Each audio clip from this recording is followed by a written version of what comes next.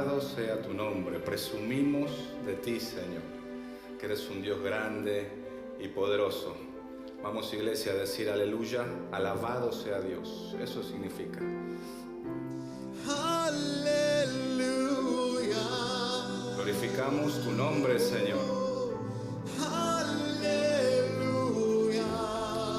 Eres todopoderoso.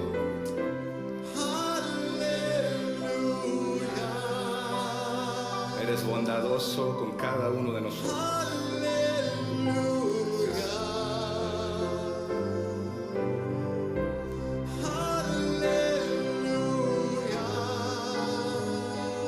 Señor, aleluya.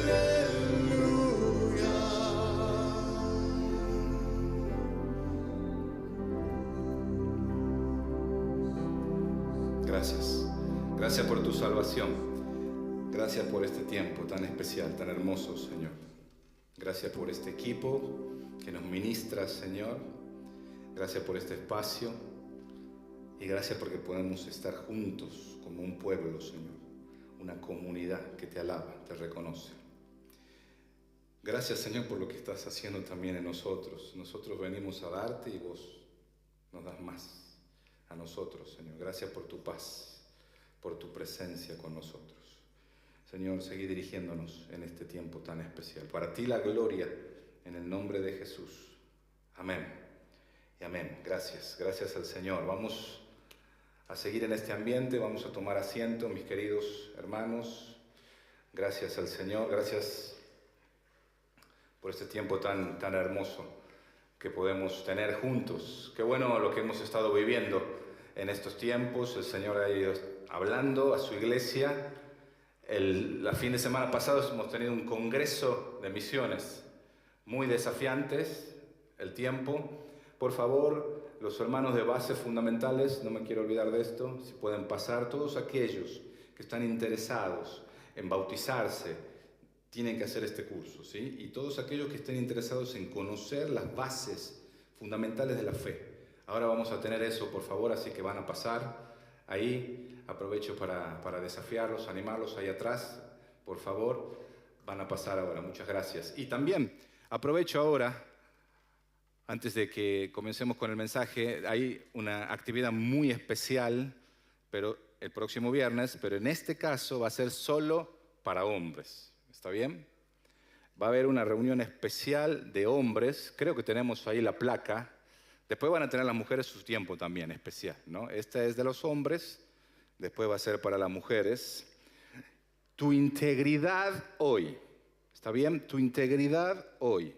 Va a estar Pablo Mazú hablando de este tema. Vamos a entrar aquí por Pasaje Padilla, como estamos entrando ya, como ustedes vieron. El próximo viernes 2 de junio, ¿sí? A las 21 horas. Vamos a compartir también ahí una comida a la canasta, así que vamos a estar teniendo ese tiempo especial el próximo viernes. ¿Está bien? Está todo claro, ¿verdad? Para los hombres. Muy bien. Decía que habíamos tenido un tiempo especial en el Congreso de Misiones. Muchas cosas pasaron ahí, pero una de las cosas que me quedó en la mente fue el domingo, cuando Juan Emilio hablaba y decía, ¿dónde estás? ¿Qué estás haciendo? Esas preguntas me parecen muy importantes. Y anoche tuvimos un invitado especial también. El pastor Sinali estuvo compartiendo con nosotros la palabra de Dios. Y él también, ¿no? nos animaba, nos desafiaba. Él decía, hay personas que pueden pasar por la vida sin cumplir su propósito. Y pueden inclusive morir antes de tiempo por no haber cumplido su propósito. El pecado hace esto, ¿no? Estorba el propósito de Dios en nuestra vida. Yo le puse este tema, Dios está en tu asunto. Y quería empezar con esa palabra, asunto. Dice el diccionario que asunto es cosa o hecho que sucede o interesa. Cosa o hecho que sucede o interesa en el que se piensa, del que se trata o sobre el cual se realizan gestiones. Esta es una de las definiciones, la primera de hecho, que aparece en el diccionario. Son las cosas que te están interesando, ¿sí? Que están sucediendo, que te interesan, en lo que estás pensando, de qué se trata, ¿verdad? O sobre lo cual estás gestionando. ¿Sí? Ese es el asunto. ¿Cuáles son las cosas que estás pensando? ¿Cuál es tu asunto? ¿Cuáles son las cosas que te interesan? ¿Qué es lo que está sucediendo en tu vida? Porque una de las cosas más importantes que yo veo en la Biblia es que Dios está en tu asunto. Aunque muchas veces nosotros decidimos sacarlo a Dios de nuestro asunto. Por eso quiero empezar con este pasaje tan hermoso del Salmo 139, versículos 13 y 14. Me encanta lo que dice el Salmo 139. Tú creaste las delicadas partes internas de mi cuerpo y me entretejiste en el vientre de mi madre. Gracias por hacerme tan maravillosamente complejo. Tu fino trabajo es maravilloso, lo sé muy bien. ¿Qué les parece este pasaje? ¿La Biblia es verdad, sí o no? Sí, es verdad. ¿Es verdad esto? Sí. Dios creó aún las partes más delicadas de mi cuerpo, ¿sí? Él me hizo, me entretejió, ¿sí? En el vientre, me hizo maravillosamente complejo, te hizo maravillosamente complejo, y es un trabajo muy fino y maravilloso, y yo lo sé muy bien. Y esta es la teología bíblica que necesitamos enfatizar y creer en nuestra vida. Cada uno de nosotros ha sido creado de una manera maravillosa y compleja y fina. Y cada uno de nosotros ha sido creado con un propósito. Fuimos puestos en la tierra para aportar algo. No solamente estamos aquí para consumirnos los recursos, sino justamente para aportar. No se trata de vivir de respirar. No se trata de ocupar espacio. Hay algo más para cada uno de nosotros. Dios nos diseñó de una manera especial. Cuando nosotros estábamos en Guatemala con mi esposa, trabajábamos con sordos. Como tenemos un ministerio, gracias al Señor aquí, manos a la obra.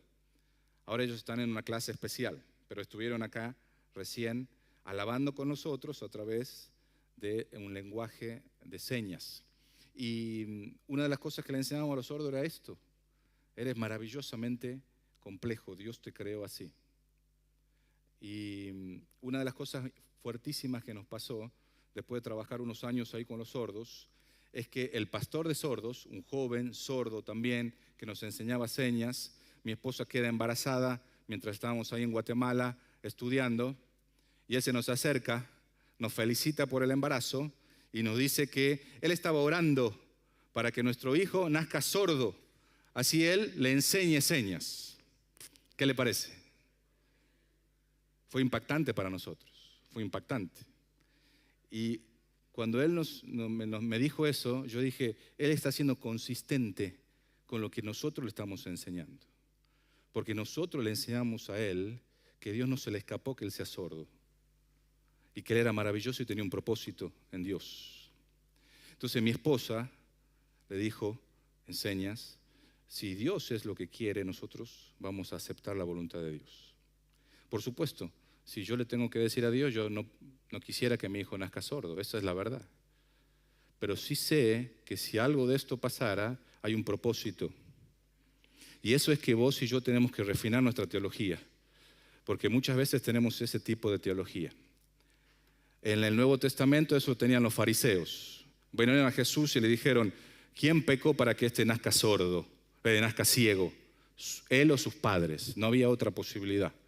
Había un ciego de nacimiento y para los religiosos de esa época solo había dos chances. O habían pecado los padres o había pecado él, en el vientre. Esa era la teoría que ellos manejaban. Algo debe haber hecho en el vientre para que nazca ciego, porque ser ciego es una maldición. ¿Saben qué dijo Jesús? Es para que la gloria de Dios se manifieste en su vida. Y eso es la teología correcta que Dios nos enseña. Por eso es que lo que te pasa, o las cosas que vos tenés, aún esas cosas que vos crees que son tus defectos, pueden terminar siendo tus mayores virtudes. ¿Te diste cuenta de eso o no? ¿Aprendiste eso o no? Hay un hermoso cortometraje, El circo de la mariposa. Yo en consejería lo uso mucho y charlamos sobre esto. ¿Qué te enseña sobre Dios esta película? ¿Y qué te enseña sobre vos mismo? Y la película se trata sobre un hombre que nació sin brazos y sin piernas. y él vive y es parte de un circo de fenómenos. Y cuando lo presentan así. Aquí tenemos a alguien maldito de nacimiento. Un hombre, si es que se le puede llamar así, a quien Dios mismo le dio la espalda. Imagínense. Y esta persona vive así, como si fuera alguien maldito. Y muchas veces vos y yo no entendemos este principio. Y creemos que somos personas que han sido malditas porque tenemos este defecto o aquel defecto. O me gustaría ser como aquel, poder hablar como aquel, tener la facilidad de aquel. Y muchas veces nos creemos que somos malditos de nacimiento y vivimos así. Pero cuando vos y yo entramos en la dimensión de la salvación, una de las cosas que Dios hace es cambiar nuestra manera de pensar. Porque cuando cambiamos nuestra manera de pensar, podemos cambiar nuestra manera de vivir. Por eso yo quiero decirte que según la Biblia hemos sido creados, salvados y llamados para un propósito. Y ese propósito tiene que ver con servir a Dios y servir al prójimo. Mira lo que dice la Biblia. Efesios capítulo 2, versículo 10. Pues somos la obra maestra de Dios. Él nos creó de nuevo en Cristo Jesús a fin de que hagamos las cosas buenas que preparó para nosotros tiempo atrás. Dice que somos creados de nuevo en Cristo Jesús. Lo que hace Dios a través de una transformación, la palabra técnica es regeneración. Está en Tito y es una palabra que en teología se usa para describir un montón de cosas que Dios hace. Nos regenera, nos hace de nuevo. Y antes de decir eso, dice que somos, esta versión dice la obra maestra de Dios. ¿Saben cuál es la palabra en el idioma original? Poema, un poema de Dios. Lo que Dios está haciendo es un poema, es una obra maestra. Cuando Dios nos hace nacer de nuevo, ¿sí?, nos crea de nuevo en Cristo Jesús, lo que Dios está viendo es un poema de amor de Él en nuestras vidas. Y Él entonces nos da un propósito, nos crea en Cristo Jesús con un propósito, que hagamos las cosas buenas, las buenas obras que Dios preparó de antemano. Por eso es muy importante, y acá tenemos que también ajustar la teología. Nosotros somos salvos para buenas obras, no por las buenas obras. Hay gente que se está tratando de ganar el cielo por su buena conducta. Yo soy bueno, dicen. Dios me debería salvar. No, eso es una mala teología porque va en contra de lo que enseña la Biblia. La Biblia dice que no podemos ser salvos por las buenas obras, pero sí que somos salvos para las buenas obras que Dios ha preparado. Entonces, si alguno tiene esa idea y te estás tratando de ganar el cielo por tus buenas obras, quiero desafiarte a que hoy recibas el amor y la gracia de Dios. Es la única forma en que podemos salvarnos. Y cuando vos y yo recibimos esa obra de Dios, gratuita, de la gracia de Dios, y confiamos en Jesús, y solo en Jesús, y nada más que en Jesús para nuestra salvación, Dios produce una obra transformadora adentro. Nos crea de nuevo, hace un poema y nos da un propósito que Él ya ha definido tiempo atrás. Así que Él nos crea con un propósito, nos crea para servir. Nos crea justamente para que vivamos con un propósito que Él ha delimitado. Mira lo que dice 2 de Timoteo 1:7.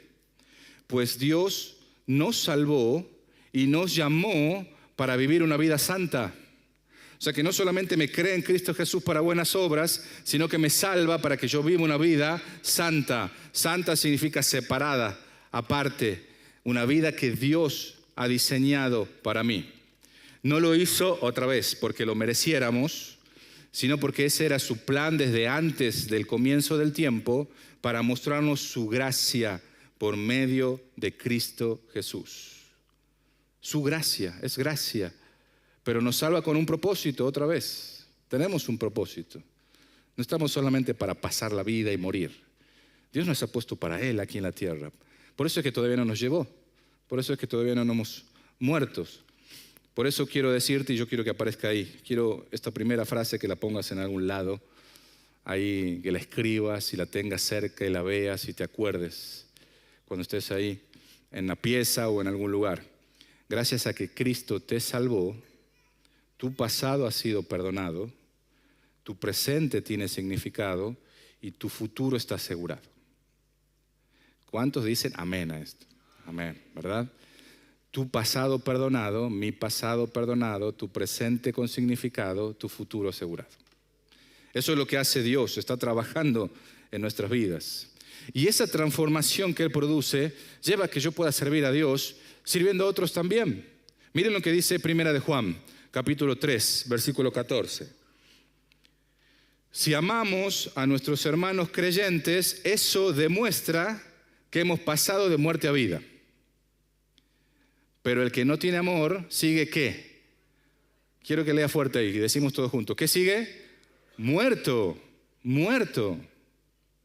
Otra vez, el que yo ame a las personas no me hace salvo, sino que dice Juan, demuestra que soy ¿qué? Salvo. Demuestra que yo he pasado de muerte a vida.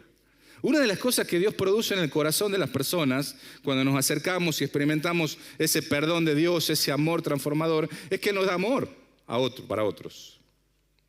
Podemos amar. No se le puede pedir peras al olmo, como dice la frase, ¿verdad? No se puede dar lo que no se tiene. Primero hay que recibirlo y entonces podemos amar, podemos ser pacientes, podemos perdonar, podemos tolerar, podemos ayudar a otros.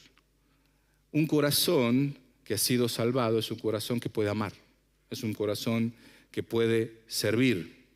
Por eso yo creo fuertemente que una de las manifestaciones más fuertes de la obra de Dios en nuestras vidas es nuestra capacidad para amar a otros, para perdonar, para servir a otros.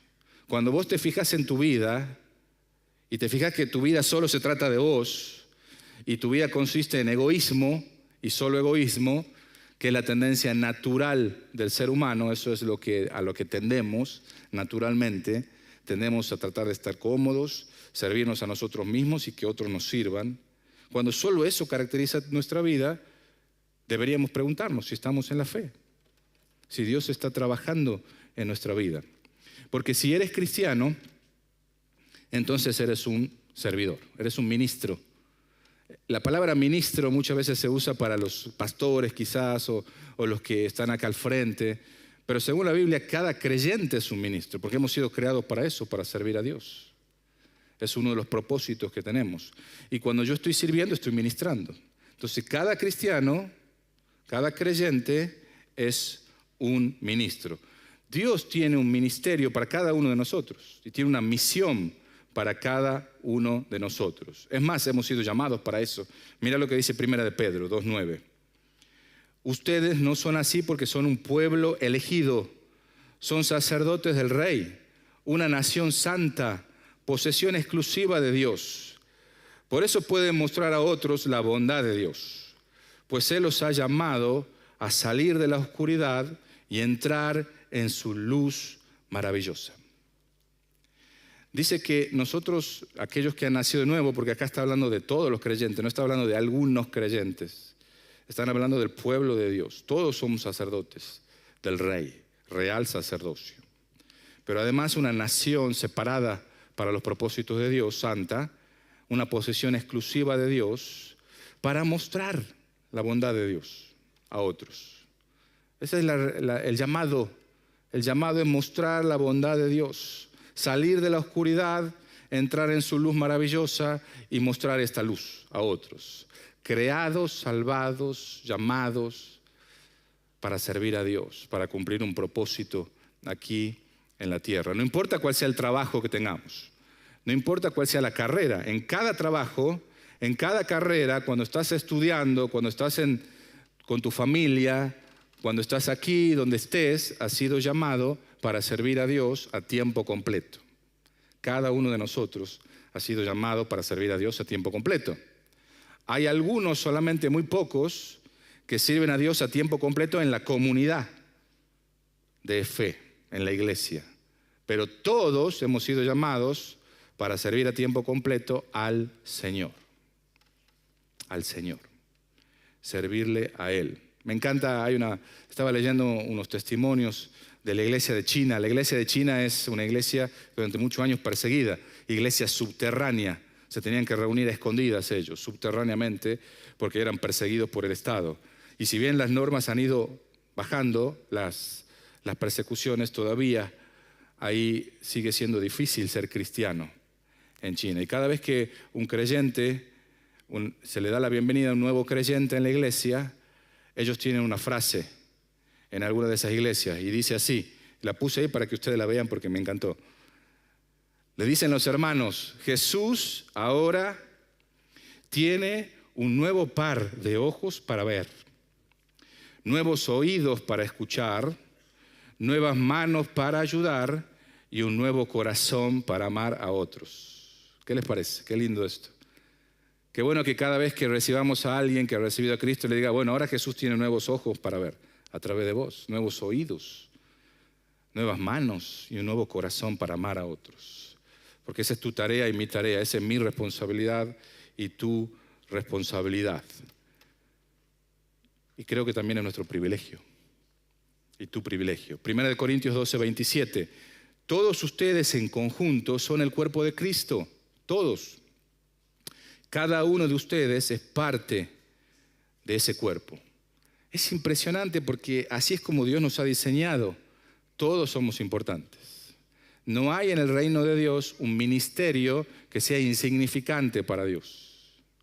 Aún lo que nosotros desde el punto de vista humano consideremos lo más insignificante, para Dios no lo es, porque es un cuerpo. Y aún esas partes más insignificantes que nosotros consideramos son importantes, son muy importantes, cada parte. Una vez me decía un hermano que estaba luchando con esto, yo sé que somos un cuerpo, pero yo me siento como un apéndice, hermano, me dice. Estoy de más. Para lo único que sirvo es para que me saque. Y yo le dije, eso es una mirada que no viene del Señor. Cada uno de nosotros es importante. No sos un apéndice. Quiero decirle a cada uno de ustedes, cada uno de nosotros es importante en el reino de Dios. Dice Mateo 20:28, pues ni aun el Hijo del Hombre vino para que le sirvan, sino para servir a otros y para dar su vida en rescate por muchos. Él es nuestro modelo, no estamos inventando nada acá. Jesús es nuestro modelo. Yo he venido para servir y dar. Para servir y dar. Y no porque Él tenga una mentalidad de esclavo. Él era el Señor. No tenía problema de estima, de autoestima, y no se sentía menos que otro, por eso es que servía. Él sabía exactamente quién era y por eso es que Él entendía su propósito, servir y dar. Servir y dar. Para eso vino el Hijo del Hombre. Por eso ese es nuestro desafío también. Y para hacer eso tenés que dejar de sentirte como un apéndice y entender que sos valioso. En la misma historia del circo de la mariposa, cuando se le acerca el dueño del circo a este hombre que toda su vida había escuchado que era maldito de nacimiento, un hombre, si es que se le puede llamar así, se le acerca y le dice, eres maravilloso, le dice el dueño del circo de la mariposa. ¿Saben qué hace este hombre? Lo escupe, porque cree que se está burlando de él. No podía creer que alguien de verdad le dijera que era maravilloso, así como era. Pero esa era la verdad. Esa era la mirada verdadera que tenía este hombre. Y esa es la mirada de Dios. Por eso es que nosotros tenemos que ajustar y empezar a creer la verdad de Dios.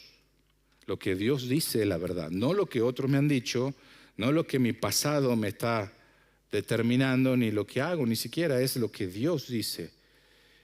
Y cuando vos y yo tenemos clara esa identidad, podemos servir. Podemos mirar a otros para servir y para dar. Por eso acá no es que estamos buscando simplemente llenar nuestra cabeza de información. Porque cuando Dios nos habla es para que nosotros actuemos, es para que hagamos.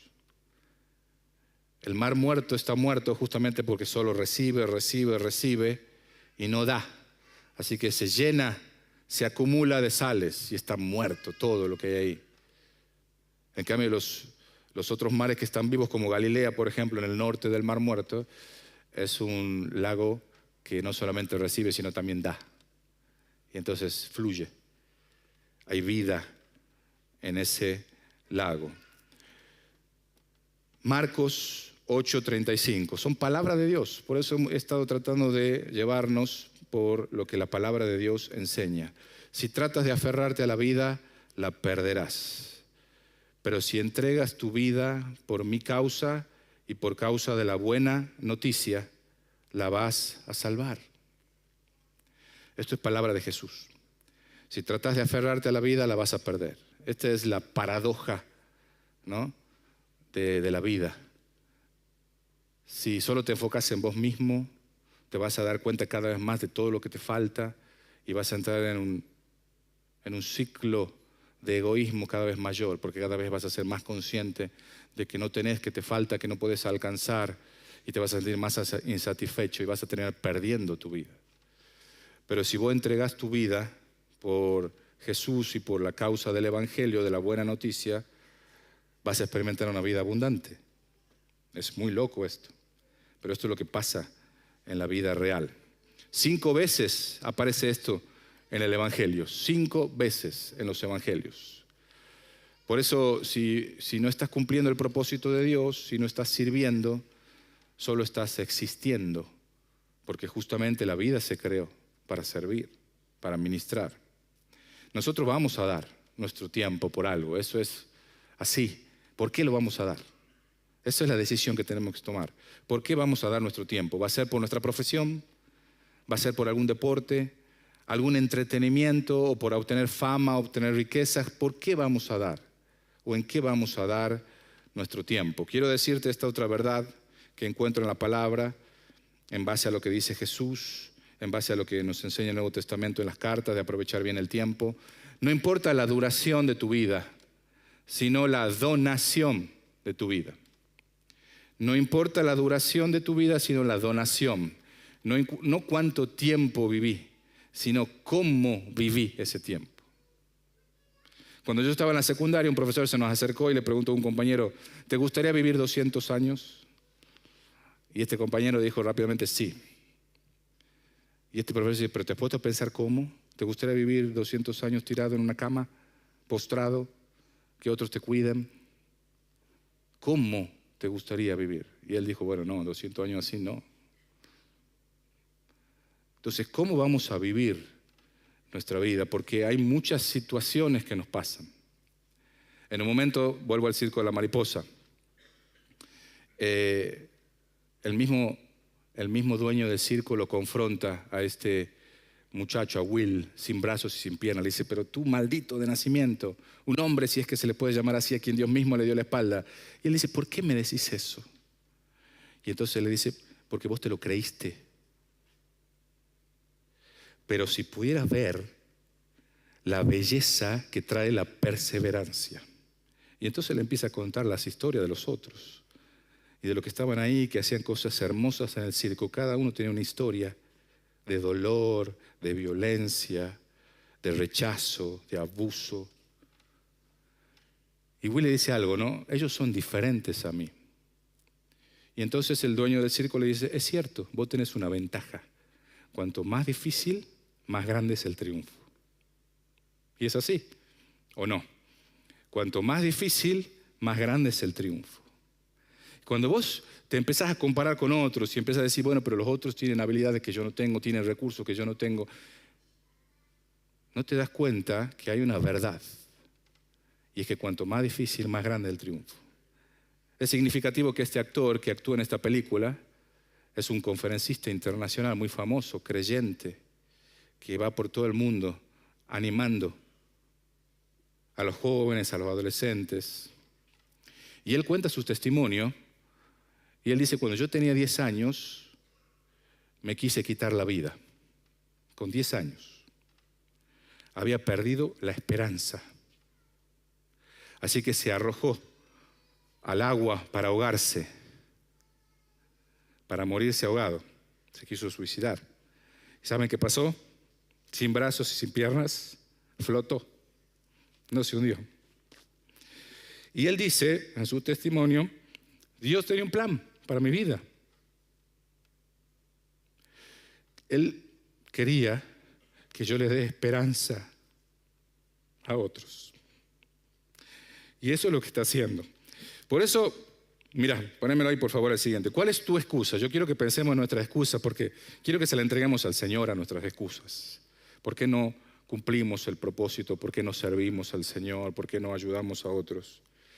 Abraham era viejo, ya soy viejo. Algunos dicen eso, ¿verdad? Ya estoy viejo, yo que otros hagan. Abraham era viejo, Jacob era muy inseguro. Lea no tenía ningún atractivo. José fue abusado. Moisés era corto de palabras. Gedeón dice que era pobre. Sansón un codependiente, ¿verdad? Si uno estudia su historia.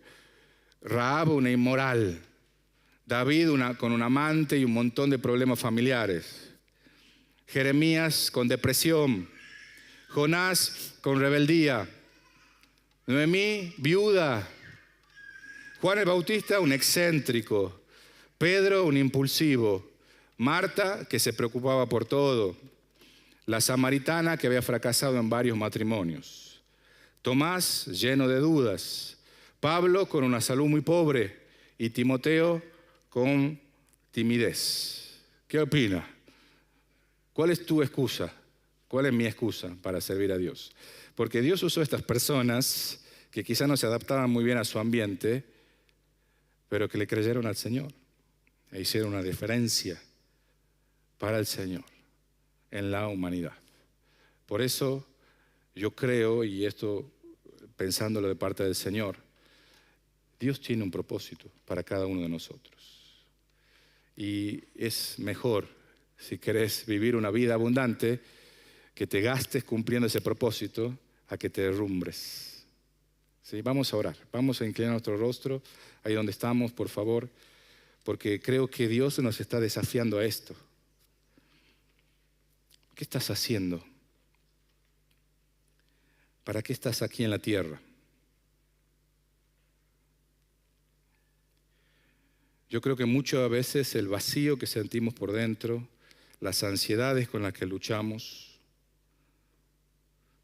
las preocupaciones que a veces no nos dejan dormir, tiene que ver con que estamos mal gastando nuestro tiempo, con que estamos viviendo lejos del propósito que Dios tiene para nosotros. Y por eso quiero animarnos, y yo también quiero animarme en esto, a poder volvernos al Señor, a poder afirmar nuestro propósito en Él. Y quizá vos y yo tengamos que empezar diciendo: yo sé que soy una obra maravillosa tuya, Señor. Porque si has estado con esos pensamientos de que no sirvo, de que no puedo, de que ¿qué voy a dar yo? ¿Qué voy a aportar yo? Es hora de que renunciemos a eso, lo saquemos de nuestra vida. Porque Dios, el Creador, el Salvador y aquel que nos llama, nos está diciendo que cada uno de nosotros es una obra maravillosa. Y aún esos defectos que nosotros consideramos en nuestras vidas, Dios los conoce y los puede usar para su gloria, para que la obra de Dios se haga manifiesta en nuestra vida. Por eso anímate a creerle a Dios en esta mañana, decirle: yo te creo, Señor, sé que soy una obra maravillosa. Sé que me has dado dones, talentos, recursos, y sé que tengo un propósito en ti.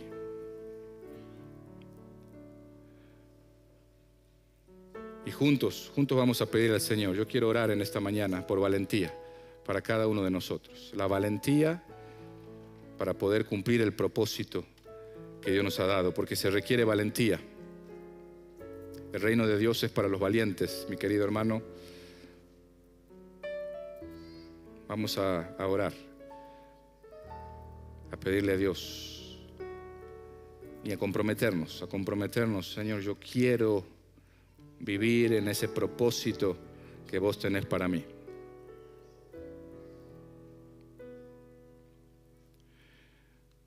Ora, por favor.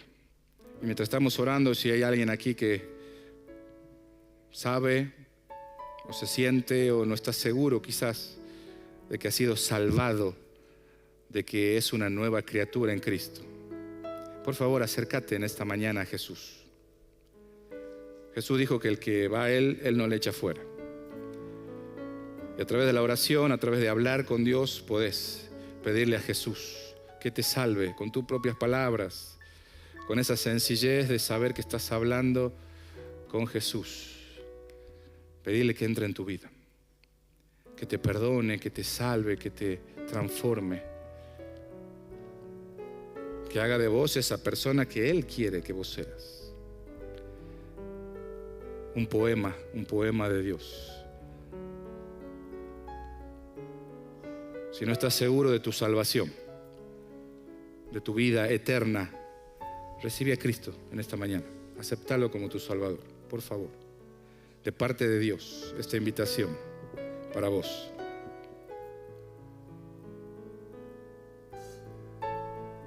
Gracias, Señor. Gracias por lo que estás haciendo en esta mañana. Alabamos tu nombre, Señor.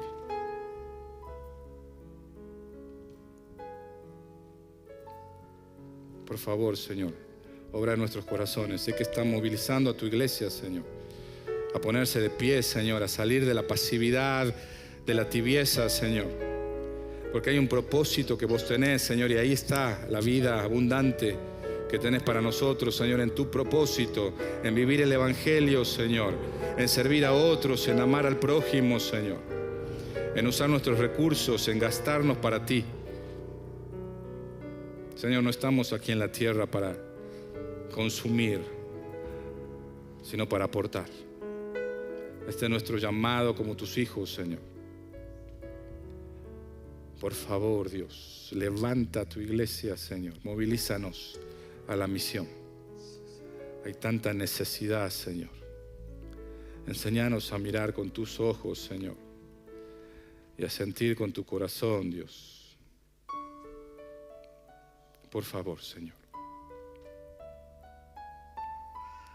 Y mientras participamos, Señor, de estos símbolos, que en nuestra meditación y en nuestra adoración a ti, Señor, pueda haber un compromiso a vivir ese propósito. Gracias por el pan, Señor, y por el vino, porque son símbolos de la obra de Jesús en la cruz. Gracias por el cuerpo que ha sido entregado y la sangre que ha sido derramada para el perdón de pecados, Señor, porque ese momento nos dio libertad, Señor. Ese momento ahí en la historia, Señor, rompió el velo que nos separaba de ti, Señor. Esa obra, Señor, nos resucitó, nos dio una vida nueva.